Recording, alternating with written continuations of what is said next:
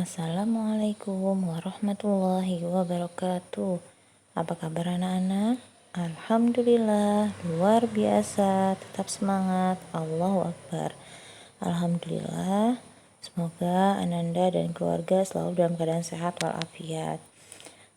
Hari ini kita akan belajar tema 7, perkembangan teknologi. Subtema 1, perkembangan teknologi produksi pangan.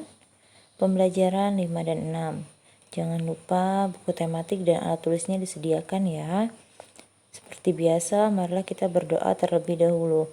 A'udzubillahi minasyaitonirrajim. Bismillahirrahmanirrahim. Raditu billahi rabba wa bil islami dina wa bi Muhammadin nabiyyan wa rasula. Rabbi zidni ilma warzuqni fahma. Amin amin ya Allah. Semoga Allah menambahkan kepada kita ilmu dan memberikan karunia untuk dapat memahami pembelajaran pada hari ini. Baik, langsung saja kita mulai pembelajaran hari ini. Pembelajaran kelima. Ayo membaca pengolahan daging sapi. Dengarkan ya. Zaki, Huda, dan Isna hari ini berkunjung bersama ke peternakan sapi bersama teman-teman yang lain. Pak Andi merupakan pemilik peternakan sapi itu. Sapi-sapi milik Pak Andi sehat-sehat. Di peternakan, Zaki melihat banyak sapi perah yang sedang diperah susunya. Pak Andi menceritakan susu hasil perahan tersebut akan diolah menjadi makanan baru. Selain dimanfaatkan susunya, Pak Andi juga menjual daging sapi dari peternakannya ke para penjual daging di pasar. Saat berkunjung di sana, Zaki dan teman-teman diberi teks oleh ibu guru tentang pengolahan daging sapi. Banyak sekali hasil pengolahan daging sapi. Pengolahan daging sapi, kita lanjutkan ya. Daging sapi merupakan sumber protein hewani yang dibutuhkan oleh tubuh. Daging sapi segar memiliki daya tahan 1-2 hari saja. Jika ingin bertahan lama, daging sapi perlu diolah ataupun diawetkan di dalam kulkas agar tidak membusuk atau rusak kualitasnya. Kualitas daging sangat menentukan mutu produk olahannya. Pengolahan daging sapi dapat dilakukan dengan teknologi pangan. Teknologi pangan akan menghasilkan olahan makanan baru dan juga menjaga agar makanan tetap awet. Salah satu hasil pengolahan daging sapi yaitu dendeng, sosis, nugget, corned beef, dan bakso. Sosis, bakso, nugget adalah salah satu olahan yang banyak disukai oleh anak-anak. Oleh karena itu, usaha pengolahan panganan merupakan cara untuk mengurangi kerusakan daging pasca panen sekaligus memperoleh nilai tambah dari produk yang dihasilkan. Olahan daging sapi yang sudah jadi harus dikemas agar kualitas dan produknya tetap terjamin. Daya tahan daging yang dikemas dengan plastik akan berbeda dengan yang dikemas dengan kaleng atau pengawetan yang lain.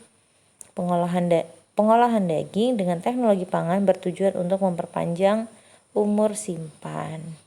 Nah, sekarang kita amati jenis olahan makanan yang terbuat dari daging sapi. Ini ada sosis, ada daging kaleng, ada bakso, dan ada nugget. Tentu semuanya kalian pernah mencobanya ya. Nah, sekarang manfaat dari teknologi pangan dalam pengolahan daging sapi. Yang pertama, bahan makanan jadi lebih awet dan tidak cepat busuk. Yang kedua, bahan pangan jadi lebih sehat. Yang ketiga, bahan pangan jadi lebih bernutrisi. Yang keempat, makanan lebih mudah disajikan. Dan yang terakhir adalah mengurangi sisa bahan pangan yang terbuang. Jadi banyak sekali ya manfaat dari teknologi pangan ini. Baik, saya lanjutkan. Kemudian mari kita membaca lagi. Anak-anak di rumah boleh ikut membaca ataupun menyimaknya. Zaki, Putu, dan Okto mendapat tugas kelompok untuk mendiskusikan mengenai hasil makanan yang dihasilkan dari teknologi pangan. Ada banyak makanan yang mereka tulis secara bersama. Saat diskusi, Zaki dan Putu terlihat berbeda pendapat soal jenis makanan hasil olahan dari teknologi pangan. Zaki selalu mempertahankan pendapatnya, begitu juga dengan Putu. Setiap individu memiliki kebiasaan dan kesukaan yang berbeda-beda, tidak hanya perbedaan kegemaran ataupun makanan kesukaan, akan tetapi juga perbedaan sifat. Di sekolah kamu pasti memiliki perbedaan sifat dengan teman-temanmu. Dengan adanya perbedaan itu, maka kita bisa belajar untuk saling memahami sifat teman-teman kita. Selain itu, dengan adanya perbedaan, maka kita menjadi saling menghargai, menyayangi, dan menghormati perasaan orang lain. Dengan adanya perbedaan, kita juga bisa saling melengkapi. Perbedaan membuat hidup lebih berwarna dan indah.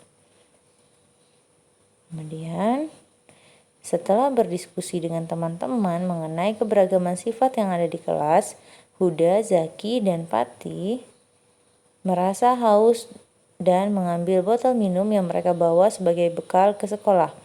Mereka kemudian meminumnya. Huda membawa botol minum yang besar dan Zaki membawa botol minum yang berukuran sedang, sedangkan Fatih membawa botol minum yang kecil. Nah, perhatikan gambar di bawah ini ya. Ini adalah botol minum Huda, Zaki, dan Fatih. Apakah botol yang di bawah Huda, Zaki, dan Fatih memiliki ukuran yang sama? Ya, jawabannya adalah tidak. Apakah isi botol tersebut memiliki volume yang sama?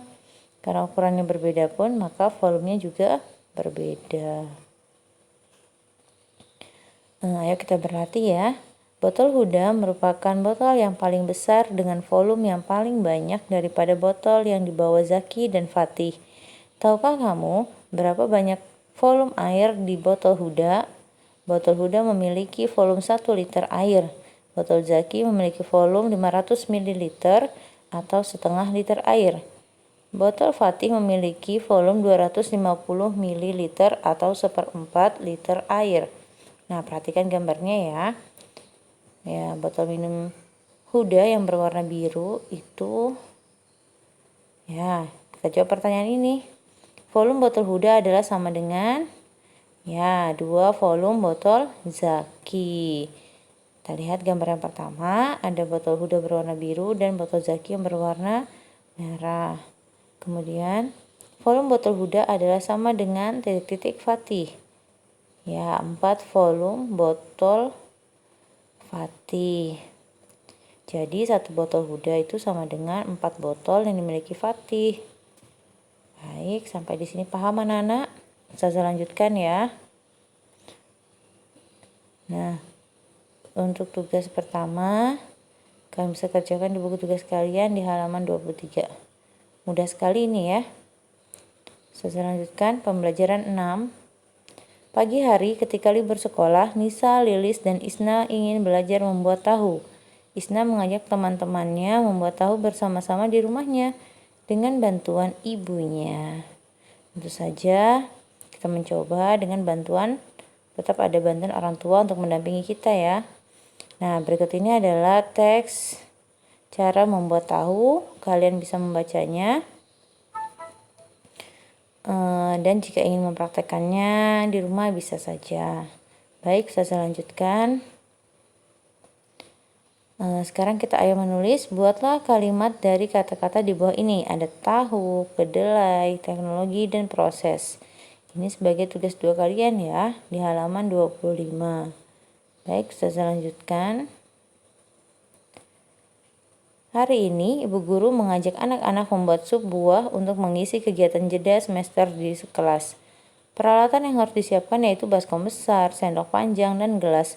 Bahan yang diperlukan yaitu buah-buahan, susu kental manis, sirup, gula pasir, dan air. Semua bahan-bahan dan peralatan itu dibagi kepada seluruh anak-anak di kelas untuk membawa. Nisa mendapat tugas membawa baskom besar. Lilis membawa sirup, Isna, Tama, Okto, dan seluruh teman-teman di kelasnya membawa peralatan dan bahan yang lain. Nah, perhatikan gambarnya ya. Ada satu buah baskom, itu volumenya adalah berapa gelas? Ya, 15 gelas. Baik, saya lanjutkan. Nah, kita berarti bersama ya. Jika air di gelas dituangkan ke dalam baskom, lingkarilah baskom yang memiliki volume paling banyak. Gambar pertama, ya, satu baskom volumenya adalah 3 gelas. Gambar kedua, 10 gelas. Kemudian gambar ketiga, 4 gelas. Baskom keempat sama dengan 8 gelas. Baskom kelima sama dengan 6 gelas. Maka kita lingkari. Yang memiliki volume paling banyak adalah yang nomor 2. Benar sekali. Sudah paham ya dalam menentukan volume suatu benda? Ya, ini masih menggunakan satuan tidak baku, hanya menggunakan gelas, gayung, dan lain-lain. Alhamdulillah pembelajaran hari ini cukup sampai di sini. Semoga apa yang kita pelajari mendapat keberkahan dari Allah. Kita tutup dengan doa penutup. A'udzubillahi minasyaitonirrajim. Bismillahirrahmanirrahim. Subhanakallahumma wa bihamdika asyhadu an la ilaha illa anta astaghfiruka wa atubu ilaik. Tetap jaga kesehatan. Semoga Nanda semua selalu dalam lindungan Allah Subhanahu wa taala. Jika ada kesalahan, Ustazah mohon maaf. Assalamualaikum warahmatullahi wabarakatuh.